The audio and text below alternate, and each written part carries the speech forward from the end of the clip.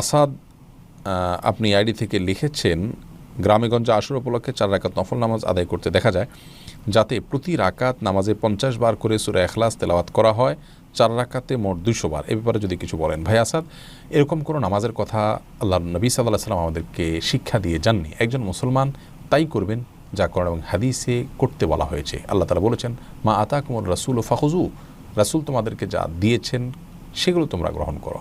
ওমা নাহাকুম আনহু ফান্তাহু, তিনি যা নিষেধ করেছেন সেগুলো থেকে বিরত থাকো। এখন পরিষ্কার, এর নাম হলো দিন। অতএব মন গড়া বা ভিত্তিহীন, নবী আলাইহিস সালাম থেকে প্রমাণিত নয়, সুসাব্যস্ত নয়, কোরআন থেকে সুসাব্যস্ত নয়, এরকম কোনো কিছুকে দিনের করণীয় কাজ হিসাবে আমরা গ্রহণ করতে পারবো না। সেটি আমাদের জন্য বিদআত এবং পরিত্যাজ্য বিষয় হবে। অতএব আশুরা উপলক্ষে এরকম বিশেষ কোনো সালাতের কথা কোরআন হাদিস দ্বারা প্রমাণিত না, এটি আমরা অবলম্বন করব না।